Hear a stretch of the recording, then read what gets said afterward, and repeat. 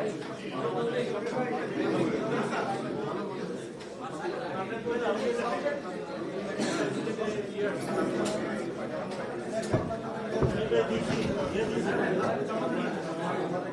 অডিওটা মাইক্রোফোন আপনাদের মাইক্রোফোন গুলা সাউন্ড ঠিক আছে? একটু দেখবেন সবার সাউন্ড।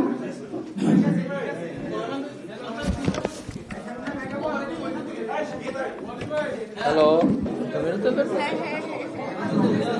ভাইয়া, মাধু ভাই, হ্যালো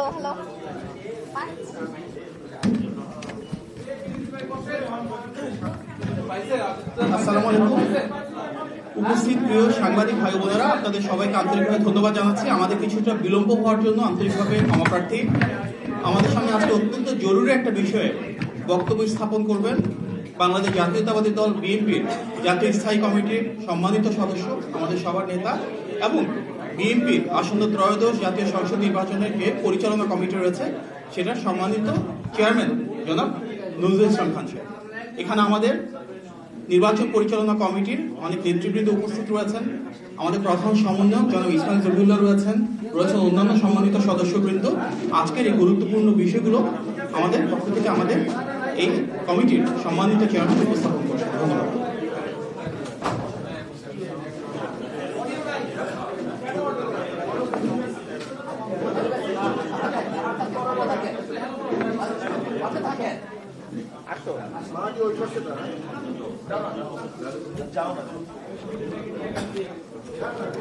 ভাই আপনারা একটু ওদিকে সরায় দেন না,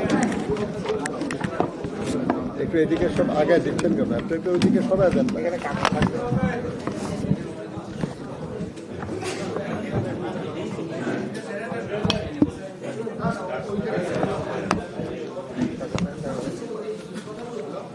হ্যাঁ,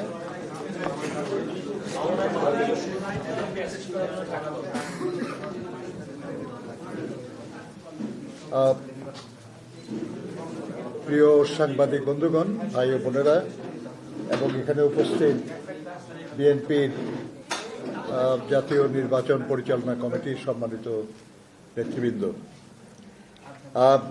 আমি প্রথমেই আপনাদের কাছে আন্তরিক দুঃখ প্রকাশ করছি যে আমাদের আর একটা মিটিং থাকার কারণে ইনফ্যাক্ট আমাদের চেয়ারম্যানের সঙ্গে 12 দলীয় জোট এবং সমমনা জোটের একটা মত বিনিময় ছিল। সেখানে যেহেতু আমি এই জোট দুটোর সমন্বয় করি, এই জন্য আমাকে সেখানে থাকতে হয়েছে।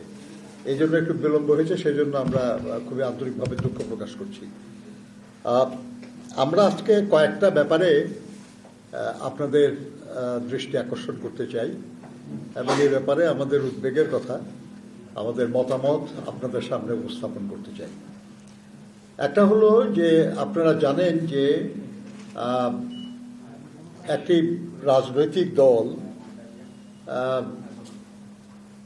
বিভিন্ন স্থানে, শুধু ঢাকা মহানগরীতে না, অন্যান্য মহানগর এবং বিভিন্ন নির্বাচনী এলাকায় তারা বিভিন্ন, বিশেষ করে দরিদ্র ভোটার যারা, বিশেষ করে একটু কম শিক্ষিত ভোটার যারা, তাদের বাড়ি বাড়ি গিয়ে এনআইডি কার্ডের ফটোকপি, ফোন নাম্বার এবং বিকাশ নাম্বার সংগ্রহ করছে। এটা কখনো হয় নাই আগে। আমরা বহু নির্বাচনে অংশ নিয়েছি, কিন্তু কখনো এটা আমরা দেখি নাই। কিন্তু এবার এই কাজটা করা হচ্ছে এবং কেন করা হচ্ছে এই নিয়ে আমরা একটু খোঁজ নেওয়ার চেষ্টা করেছি, বোঝার চেষ্টা করেছি এবং আমরা আশঙ্কা করছি যে তারা ভুয়া এনআইডি বানিয়ে জাল ভোট দেওয়ার চেষ্টা করতে পারে এবং বিকাশ নাম্বার যে নিয়েছে তার মাধ্যমে তারা তাদেরকে অর্থ দিয়ে প্রলুব্ধ করতে পারে তাদের পক্ষে ভোট দেওয়ার জন্য। এটা শুধু অনৈতিক না, বেআইনি এবং সুষ্ঠু নির্বাচন অনুষ্ঠানে এটা একটা প্রতিবন্ধকতা। আমরা বিস্ময়ের সাথে লক্ষ্য করছি যে এই বিষয়টা আপনার সোশ্যাল মিডিয়ায় এবং আপনার ট্রেডিশনাল মিডিয়ায় এগুলেন প্রকাশ হয়েছে, প্রচার হয়েছে, কিন্তু নির্বাচন কমিশন এই ব্যাপারে কোনো ব্যবস্থা গ্রহণ করে নাই। আমরা গতকাল প্রধান নির্বাচন কমিশনার এবং অন্যান্য নির্বাচন কমিশনারদের সঙ্গে কথা বলেছি। সেখানে আমরা এই বিষয়ে আমাদের উদ্বেগের কথা জানিয়েছি, কিন্তু এখনো কি ব্যবস্থা নেওয়া হয়েছে আমরা জানি না। আমরা মনে করি যে এই অনৈতিক, বেআইনি এবং সুষ্ঠু নির্বাচনের পথে প্রতিবন্ধকতা সৃষ্টিকারী কার্যক্রম সম্পর্কে তারা দ্রুত কার্যকর ব্যবস্থা নেবেন এবং যাতে করে এই ধরনের অপরাধ সংগঠিত হতে না পারে সেটা বাধা সৃষ্টি করবেন এবং তারপরেও কেউ করলে তার বিরুদ্ধে আইনানুগ ব্যবস্থা গ্রহণ করবেন। আমরা এটা তাদেরকে জানিয়েছি এবং আপনাদের মাধ্যমে আমরা পুনরায় এটা উল্লেখ করতে যাচ্ছি। প্রিয় বন্ধুগণ, আপনারা জানেন যে আমাদের দেশে এইবার পোস্টাল ব্যালটে অনেক ভোট দেওয়ার একটা পরিস্থিতি হয়েছে। আমরা প্রবাসীদের ভোটের অধিকার নিশ্চিত করার লক্ষ্যে, এটা আমাদেরই দাবি ছিল, সবার আগে আমাদের দাবি ছিল এটা বিএনপির, যে আমরা প্রবাসীদের ভোটের অধিকার চাই। সেটা আমরা বলেছি সরকারের কাছে এবং শেষ পর্যন্ত নির্বাচন কমিশন এটাতে এগ্রি করেছে। কিভাবে এটা করা যায় এই নিয়ে অনেক আলোচনার পর স্থির হয়েছে যে পোস্টাল ব্যালটের মাধ্যমে এই সুযোগটা নিশ্চিত করা হোক। আপনারা জানেন যে আমাদের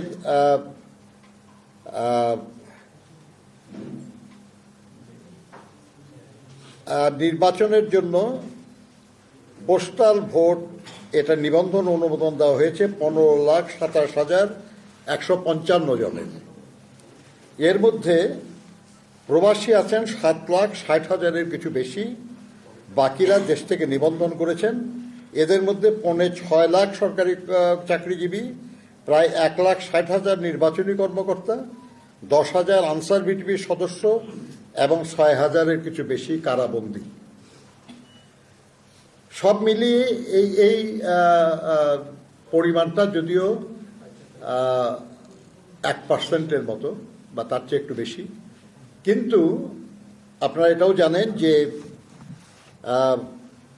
পোস্টাল ভোটের সংখ্যা 10,000 বা তার বেশি এরকম আসন আছে অনেক,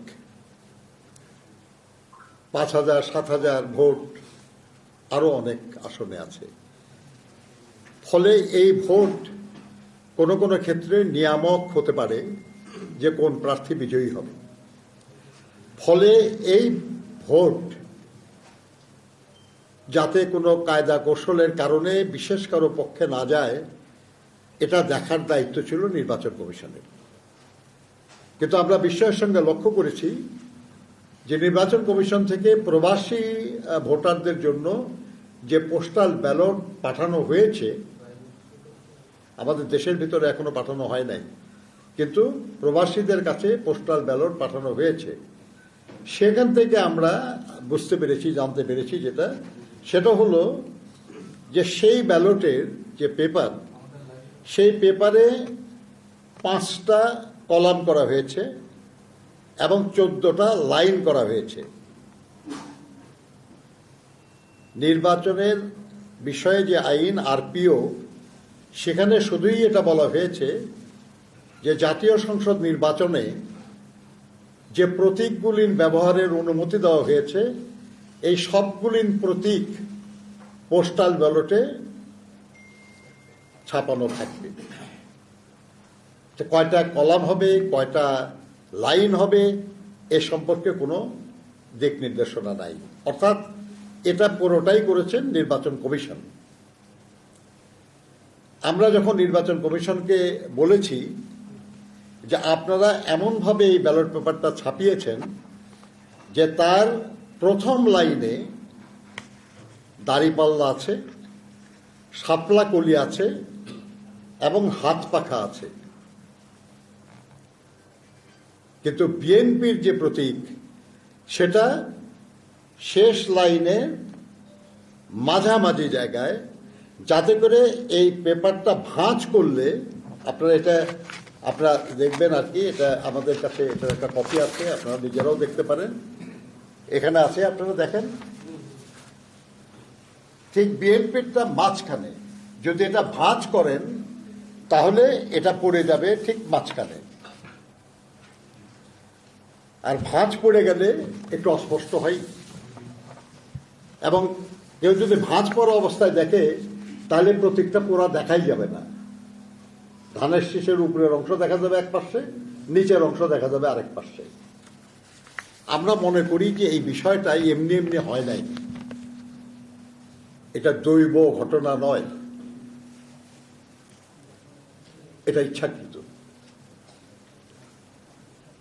প্রধান নির্বাচন কমিশনার এবং নির্বাচন কমিশনাররা এ ব্যাপারে তাদের অজ্ঞতা প্রকাশ করেছেন যে তারা ঠিক জানেন না যে এটা কিভাবে হয়েছে এবং তাতে কোন প্রতীক প্রথম লাইনে বসছে দ্বিতীয় লাইনে বসছে এটা তারা খেয়াল করেন না। তারা বলেছেন যে এটা অ্যালফাবেটিক্যালি সাজানো হয়েছে। আমরা তাদেরকে বললাম যে অবশ্যই অ্যালফাবেটিক্যালি সাজানো হবে, কিন্তু এটা যদি 5টা কলাম না হয়ে যদি 4টা কলাম হতো কিংবা 6টা কলাম হতো, যদি এটা 14টা লাইন না হয়ে 13টা লাইন হতো বা 15টা লাইন হতো, তাহলে ঠিক এখন যেভাবে আছে সেভাবে হতো না। কিন্তু এক্স্যাক্টলি 5টা কলাম এবং 14টা লাইন করে 3টি বিশেষ রাজনৈতিক দলকে প্রথম লাইনে দেওয়ার উদ্দেশ্যটা কি? এটা এমনি এমনি হয় নাই। আমরা মনে করি যারাই এর পেছনে থাকুক, যারাই এই ঘটনার জন্য দায়ী থাকুক, আমরা তাদের বলেছি যে আপনারা তাদের ব্যাপারে খোঁজ খবর নেন যে কারা এই কাজটা করেছে। আর আপনারা জানেন যে এই ব্যাপারে অনেক রিসার্চ আছে সারা দুনিয়ায়, এবং সেখানে বলা হয়েছে যে শুধু প্রতীকের অবস্থানের কারণে 1 থেকে 10% ভোটের এদিক ওদিক হতে পারে। আমরা তাদেরকে বলেছি যে আপনারা দেশের ভেতরে এখনো বিলি হয় নাই এবং যথেষ্ট সময়ও আছে হাতে, এবং ভোটার মানে যে ব্যালট পেপার পুনরায় ছাপানোর বহু দৃষ্টান্ত আছে আমাদের দেশে। কাজেই এটা আপনাদের সংশোধন করা উচিত এবং দরকার হলে আপনারা পুনরায় ছাপায় এটা বিলি করবেন। এ ব্যাপারে যথেষ্ট সময় আছে। তো আমরা আপনাদেরকে অনুরোধ করব যে আপনারা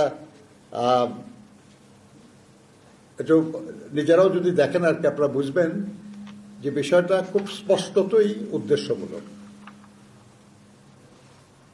আমরা এটাকে খুবই অন্যায় এবং অনৈতিক মনে করি। আমরা মনে করি যে এটা দ্রুত সংশোধন হওয়া প্রয়োজন। আমরা এটাও আলোচনা করেছি যে এই পোস্টাল ব্যালট নিয়ে আরো কিছু ঘটনা ঘটছে। আপনারা কেউ খেয়াল করে থাকতে পারেন যে বাহরাইনে একজন জামায়াত নেতার বাসায় 200-রও বেশি ব্যালট পেপার নিয়ে কাজ করার ভিডিও, প্রায় 7 মিনিটের ভিডিও ভাইরাল হয়েছে। ব্যালট পেপার আপনার একটা আমানত। আমার ব্যালট পেপার আমি ছাড়া আর কেউ দেখার সুযোগ নাই। এটা শুধু উচিত না তা না, এটা বেআইনি। আপনারা জানেন যে ভোট কেন্দ্রে আপনারা নিশ্চয়ই অনেকেই ভোট দিয়েছেন, যদিও বহু বছর অনেকেই ভোট দিতে পারেন নাই। আপনি যে ব্যালট পেপারটা নেন, এই ব্যালট পেপার নিয়ে আপনি একটা এনক্লোজারের মধ্যে যান এবং সেখানে আপনি ব্যালট পেপার ভোট দিয়ে আপনি সেখানে বাক্সে ফেলে আসেন। এর মাঝখানে আর কারো এই ব্যালট পেপার দেখার বা আর কারো এই ব্যালট পেপার হাতে নেওয়ার কোনো সুযোগ থাকে না। অথচ দেখা যাচ্ছে যে এক বাড়িতে অনেক ব্যালট পেপার নিয়ে তারা কাজ করছে। তাহলে ব্যালট পেপারের বা নির্বাচনে ভোট দেওয়ার যে স্বাভাবিক প্রক্রিয়া, যে ন্যায্য প্রক্রিয়া, যে আইনানুগ প্রক্রিয়া, সেটা ব্যাহত হল। একই ঘটনা আমরা আজকেও পেয়েছি যে ওমানের একটা গ্যারেজে গাড়ির উপরে অনেকগুলো ব্যালট পেপার নিয়ে একজন কাজ করছে, এবং যিনি করছেন তার নাম হুমায়ুন কবির, এবং সেখানকার যারা বসবাস করেন তাদের জানিয়েছেন যে তিনি জামায়াতের কর্মী একজন। এসব ঘটনা অত্যন্ত উদ্বেগজনক, এবং গতকালও আমরা শুধু বাহরাইনেরটা জানতাম, সেটা নিয়ে আমরা আলোচনা করেছি। আমরা নির্বাচন কমিশনকে বলেছি যে ব্যাপারে কার্যকর ব্যবস্থা আপনারা নেন। তারা বলেছেন যে তারা শুনেছেন এবং তারা এমবাসির মাধ্যমে খোঁজ নেওয়ার চেষ্টা করেছেন। সেখানকার যারা কর্মকর্তা ওই দেশের, তারা বলেছেন যে ইয়েস, এরকম একটা ঘটনা যে রিপোর্ট হয়েছে এটা সত্য, এবং এটা অসত্য বলার কিছু নাই। আপনার এই ভিডিওটা দেখলে আপনারা পরিষ্কার বুঝবেন, একেবারে চেহারা স্পষ্ট এসছে, এবং অসংখ্য ব্যালট পেপার তাদের টেবিলে, কেউ এটা হাতে নিয়ে কাজ করতেছেন, সবাই দেখতেছে আর কি। আমাদের ধারণা যে এই দুই জায়গায় এটা ধরা পড়েছে, কিন্তু এছাড়াও অন্যান্য দেশে এই একই কৌশলে ব্যালট পেপার নিয়ে এই ধরনের ছিনিমিনি খেলা হচ্ছে বা হতে পারে। আমরা নির্বাচন কমিশনকে অনুরোধ করেছি যে এটা বেআইনি কাজ, এবং যারা এই বেআইনি কাজ করেছে খুব দ্রুত তাদের বিরুদ্ধে যদি শাস্তিমূলক ব্যবস্থা নেওয়া হয়, তাহলে হয়তো অন্যরা সাবধান হবে, এই ধরনের অপরাধ নাও করতে পারে। তারা বলেছেন তারা এ ব্যাপারে উদ্যোগ নেবেন, কিন্তু আমরা জানি না যে কতটা উদ্যোগ তারা নেবেন এবং কি করবেন তারা। কিন্তু যদি না করা হয়, আর যদি অন্যান্য দেশ থেকে এ ধরনের খবর আসতে থাকে, তাহলে এই পোস্টাল ব্যালটের মাধ্যমে এই নির্বাচনের বিষয়টি প্রশ্নবোধক হয়ে যাবে, যেটা কোনো মতেই প্রত্যাশিত না। আমরা একটা সুষ্ঠু নির্বাচন চাই। আমরা চাই জনগণ এই নির্বাচনে আস্থা রাখুক, এবং এই নির্বাচনের মাধ্যমে যে সরকার গঠিত হবে, সেই সরকারও কোনো রকম কারসাজি করে ক্ষমতায় এসেছে এমন কোনো অভিযোগ না উঠুক। কিন্তু এই যে আপনার এনআইডি কার্ড নিয়ে, বিকাশ নাম্বার নিয়ে, এই যে আপনার পোস্টাল ব্যালট নিয়ে যে ঘটনাগুলি ঘটছে, এগুলো সবই অনৈতিকভাবে, বেআইনিভাবে নিজেদের পক্ষে অধিক ভোট সংগ্রহের অপচেষ্টা বলে আমরা মনে করি। আমরা শুধু নিন্দা জানাই না, প্রতিবাদ জানাই না, আমরা এই ধরনের ঘটনার সঙ্গে যুক্তদের শাস্তি দাবি করি।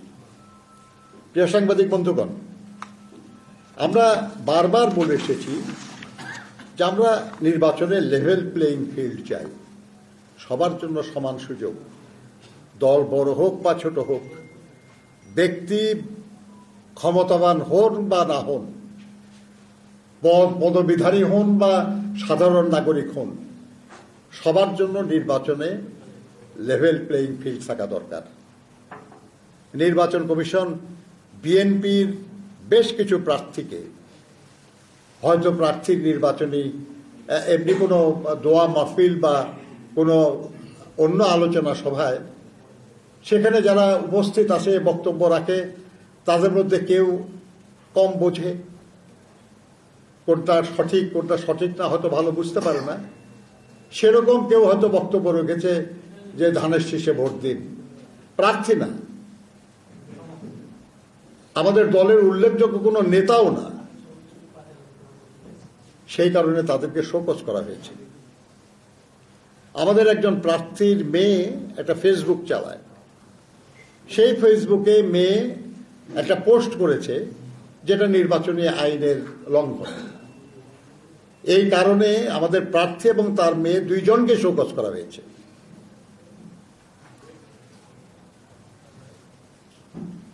আমরা এটা মেনে নিতে পারি যদি আমরা দেখি আর কি যে সবার জন্য একই আচরণ করছে নির্বাচন কমিশন বা নির্বাচনী কর্মকর্তারা। কিন্তু আপনারা কিছু দৃশ্য দেখতে পাবেন এখানে যে অন্য দলগুলির একই আচরণ করছে না। সাধারণ প্রার্থীরা, অন্য দলগুলির উল্লেখযোগ্য নেতা, গুরুত্বপূর্ণ নেতা, এমনকি প্রধান নেতারা পর্যন্ত নির্বাচনী প্রচার চালিয়ে যাচ্ছেন। নির্বাচন কমিশন এবং নির্বাচনী কর্মকর্তাদের চোখের সামনে কোনো ব্যবস্থা নেওয়া হচ্ছে না। অথচ আপনারা জানেন যে আমাদের নেতা, আমাদের দলের চেয়ারম্যান, তিনি একটা ব্যক্তিগত সফরে দেশের উত্তরাঞ্চল যেতে চেয়েছিলেন। মৌলানা আব্দুল হামিদ খান ভাসানী, যিনি বাংলাদেশের রাজনীতির একজন প্রবাদ পুরুষ, রাজনীতিবিদদেরও নেতা, তার কবর জিয়ারত করা, 24-এর ছাত্র গণঅভ্যুত্থানের অন্যতম প্রধান শহীদ আমাদের আবু সাইদের এবং বিভিন্ন জেলার আরো যেসব শহীদরা শায়িত আছেন তাদের কবর জিয়ারতের মাধ্যমে তাদের স্মৃতির প্রতি শ্রদ্ধা জানানো, তার নানির কবর জিয়ারত করা, তার নিজের গ্রামের বাড়িতে যাওয়া এবং তার মা, যিনি গত 30শে ডিসেম্বর ইন্তেকাল করেছেন, তার জন্য কিছু দোয়া মাহফিলে অংশগ্রহণ করতে গিয়েছিলেন। পরিষ্কারভাবে বলা হয়েছিল যে এটা কোনো নির্বাচনী সফর না, রাজনৈতিক সফরও না। তিনি কোথাও কোনো রাজনৈতিক বক্তব্যও দেবেন না, কোথাও কোনো নির্বাচনী সমাবেশেও বক্তব্য রাখবেন না। কিন্তু তারপরেও এই নিয়ে কিছু উদ্বেগ, কিছু উৎকণ্ঠা প্রকাশ করেছে অনেকেই, যার জন্য নির্বাচন কমিশন আমাদের অনুরোধ করেছিল যে আমরা যেন এই সফরটা 22 তারিখ পর্যন্ত স্থগিত রাখি।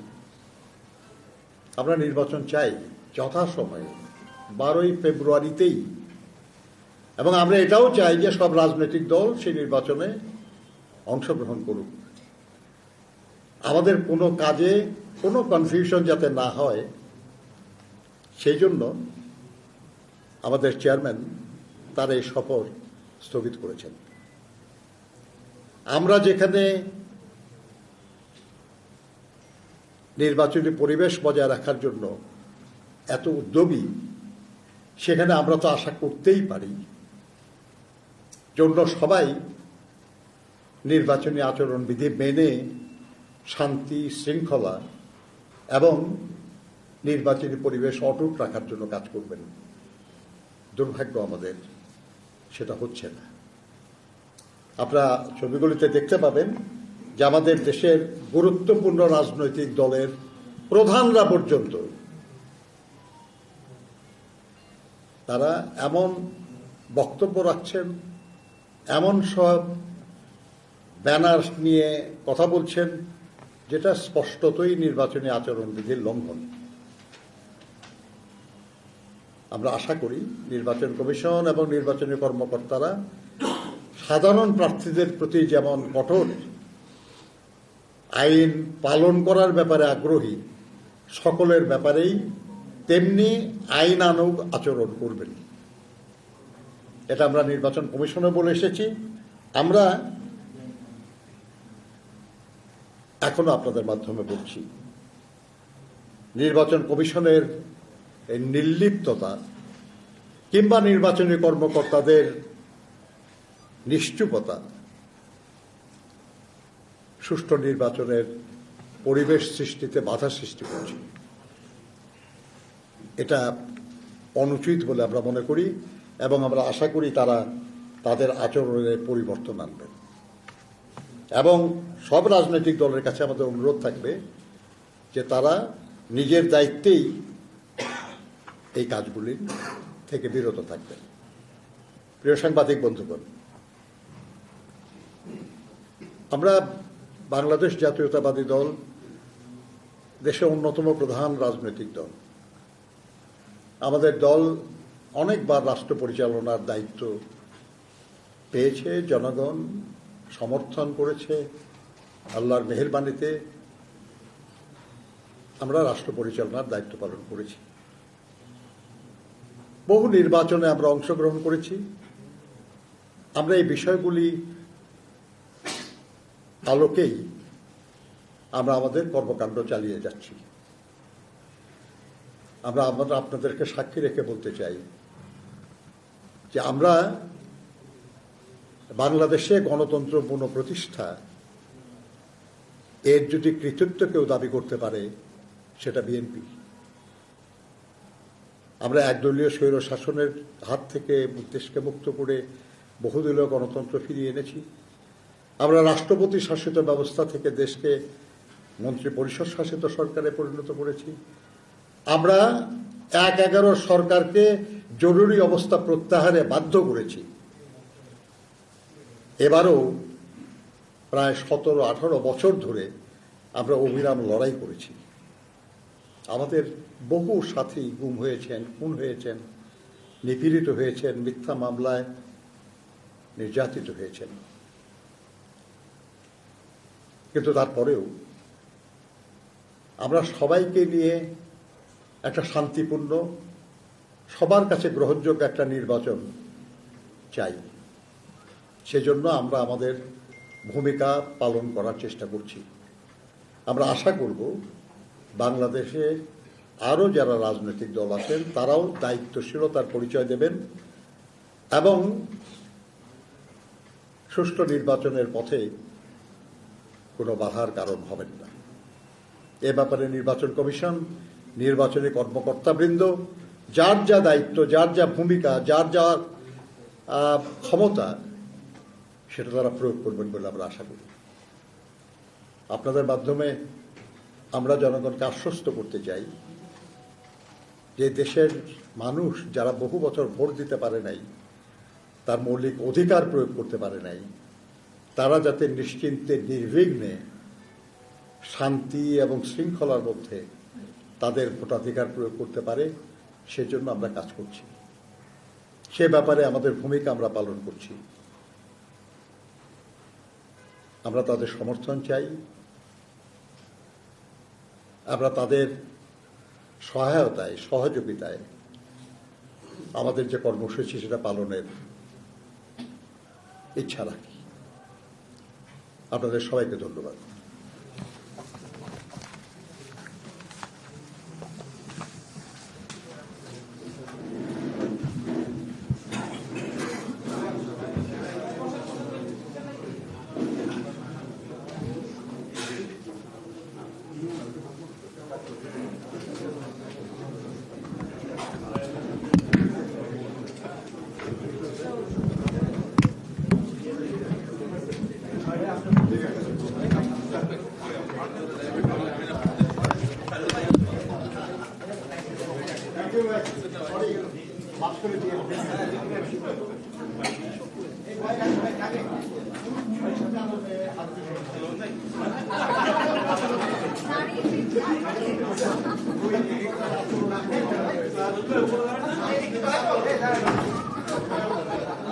ভাই শাহরুল ভাই একটু নাস্তাটা দেওয়ার ব্যবস্থা করবেন।